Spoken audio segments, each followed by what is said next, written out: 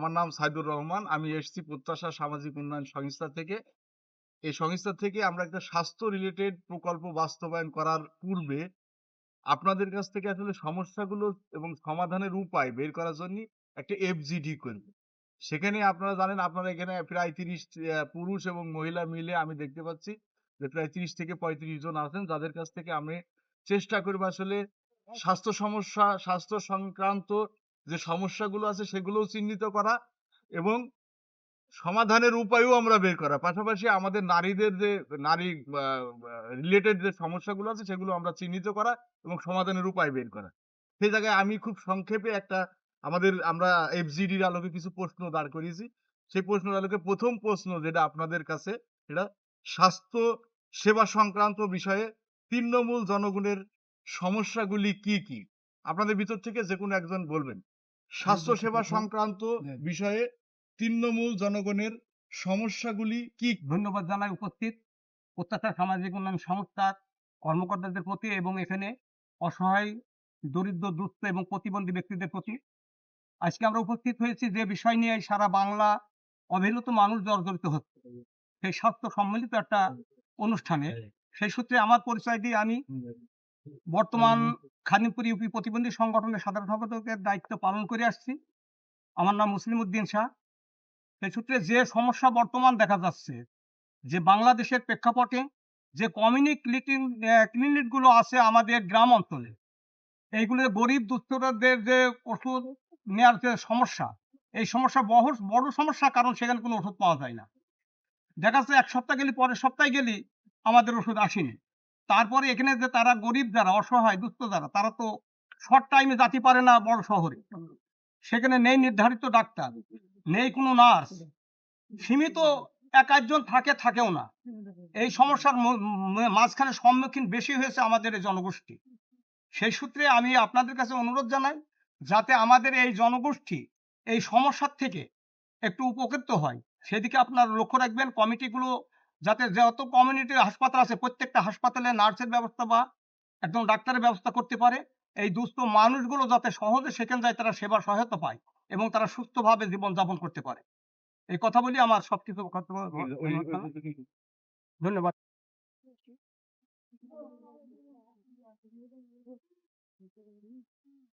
আমি বলবো, আমাদের এখানে সরকারি স্বাস্থ্যকেন্দ্র আছে, কিন্তু সেখানে গরিব মানুষ কোনো সাহায্য পায় না। ওষুধপাতি গরিব মানুষ গেলে পায় না, খুব কম পায়। এখান থেকে আমাদের সরকারি ক্লিনিক কিংবা হসপিটালে যেতে গেলে অনেক, মনে করেন, খরচা আছে, গাড়ি খরচ আছে। গরিব মানুষের দ্বারা তো সম্ভব না। এগুলা পেতে গেলে তো অনেক, মনে করেন যে, অনেক কষ্ট হয়। কিন্তু তাদের তো কোনো সাহায্য নেই। অনেক মেয়েদের অনেক শারীরিক মানসিক সমস্যা আছে। এগুলা তো পুরুষ ডাক্তারকে বলতে পারবে না। এগুলা অনেক, একটা মেয়ে ডাক্তার থাকলে এই সমস্যাগুলা মেয়ে ছেলে বলতে পারবে না। ধন্যবাদ আপনাদের। আমরা সমস্যাগুলো আসলে কি সমস্যাগুলো আছে সেগুলো চিহ্নিতও করলাম। আমাদের ২য় প্রশ্ন যেটা সেটা হচ্ছে যে সমস্যাগুলোর কথা আপনারা বললেন, সেই সমস্যাগুলো দ্বারা নারী, পুরুষ এবং প্রান্তিক জনগোষ্ঠী, গরিব, প্রতিবন্ধী এবং ধর্ম, বর্ণ নির্বিশেষে একইভাবে ক্ষতিগ্রস্ত হয় বা হচ্ছে ক্ষতিগ্রস্ত হয়ে থাকে। এই বিষয়গুলো আসলে আমরা কিভাবে দেখছি?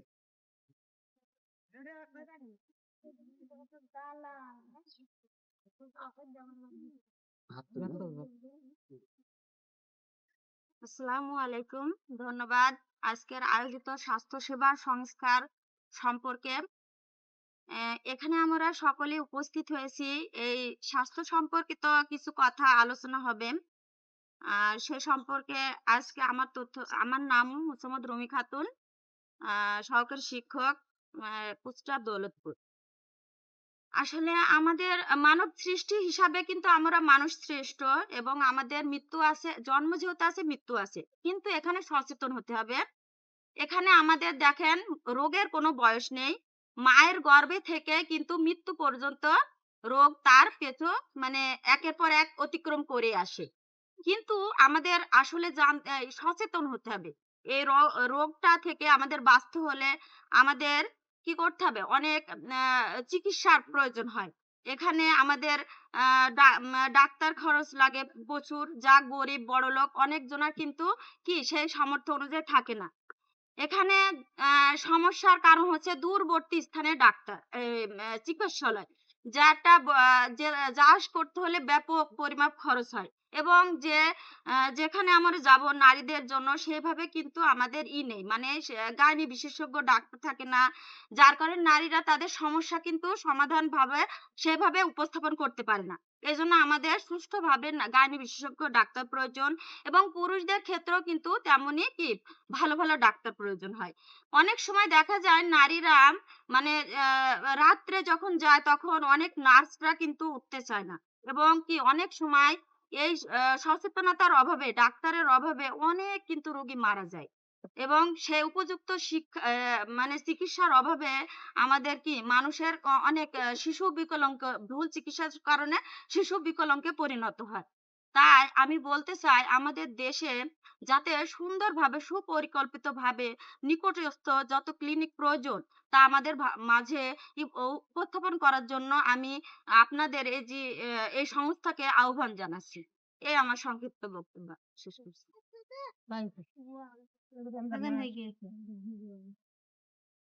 আপনারা এতক্ষণ বাইন্দে আমাদের স্বাস্থ্য খাতে যে সমস্যাগুলো বললেন, এই সমস্যাগুলো সমাধানের আসলে উপায়টা কি? আমরা আপনাদের কাছ থেকে জানতে চাচ্ছি।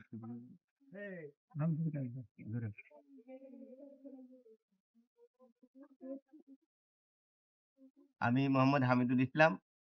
যে প্রশ্ন করা হলো তার আলোকে যেটা হলো আমাদের অ্যা ওয়ার্ড বেজে যে কমিউনিটি ক্লিনিক আছে, সেখানে পর্যাপ্ত পরিমাণ মানে যে ম্যাটেরিয়ালস গুলা থাকার কথা ডাক্তার বলে, নার্স বলেন এবং ওষুধ সেই পরিমাণ নেই।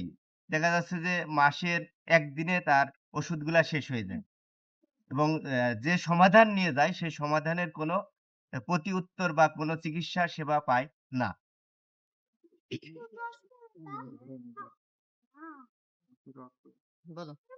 আসসালামু আলাইকুম। আমি এই ইউনিয়নের একজন মহিলা। এখানে আমাদের যে কমিউনিটি হাসপাতাল আছে, ওখানে আমরা মানে ওষুধ আনতে যেয়ে কোনো রকম ওষুধই পাই না। পর্যাপ্ত ডাক্তার তো বাড়িয়ে দিলাম, ডাক্তার, নার্স ওসব বাড়িয়ে দিলাম। কিন্তু আমরা কোনো শিশু বা কোনো বয়স্ক বা কোনো নারী মহিলা কোনো ওষুধই পাই না। আমরা খালি পর্যাপ্ত মানে ২ টা ৩ টা না পাওয়া প্যারাসিটামল ছাড়া আর কিছুই পাই না। আসসালামু আলাইকুম। ধরেন সপ্তাহে শুক্রবারে ছুটি থাকে। ছুটির দিনে ৩টার দিকে ডাক্তার আসার কথা। কিন্তু ৩টার সময় যাইও ডাক্তার পায় না। খালি পায় সে যে অসুস্থ হয়ে যাবে, সে তো আরো অসুস্থ হয়ে যাবে। আপনার কত দূরে অনেক দূরে সে কিন্তু ডাক্তার বাড়ি যেতে পারবে না।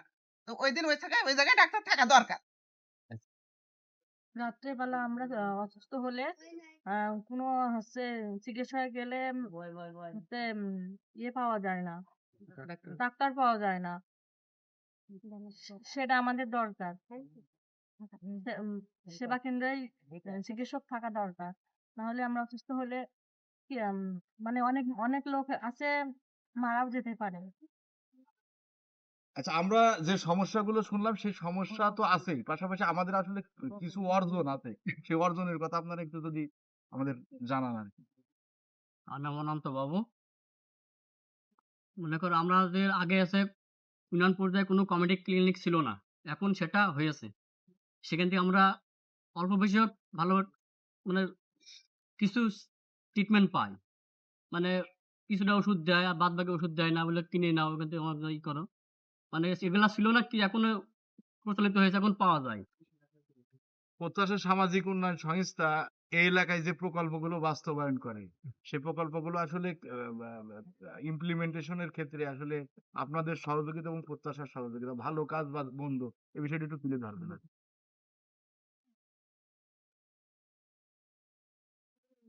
ধন্যবাদ জানাই আজকে এই আয়োজন অনুষ্ঠানের সকল সদস্যবৃন্দ এবং আয়োজককারীদের।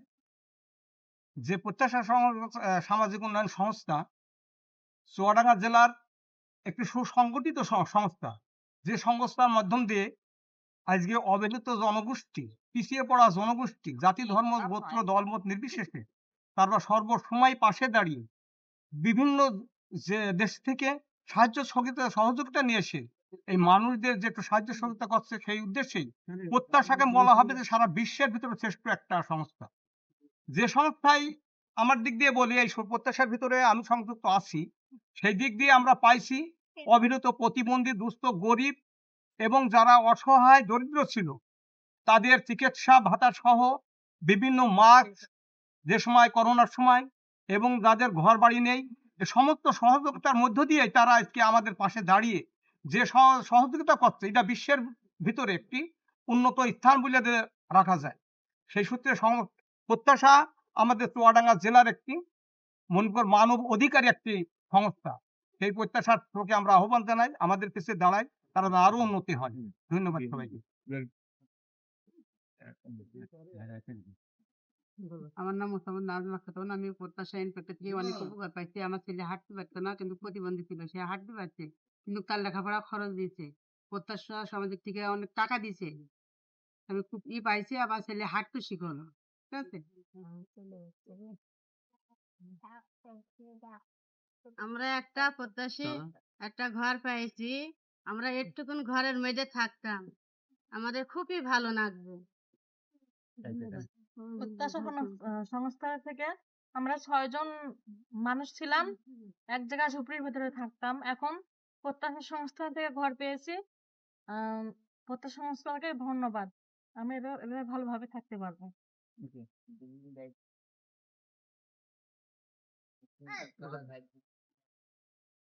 আচ্ছা, আবারও আসলাম, ধন্যবাদ এই প্রত্যাশা উন্নয়ন সংস্থাকে, যে এর মাধ্যমে আমরা দীর্ঘদিন যাবৎ বিভিন্ন স্বাস্থ্যসেবা পেয়ে থাকি, এবং আমরা আশা করছি যাতে ভবিষ্যতে আরো এর থেকেও বেশি ভালোভাবে সাফল্যমণ্ডিত হয়, এবং প্রতিজনার যেন ভালোভাবে তাদের জীবনযাত্রার মান উন্নত হয়, এই আমার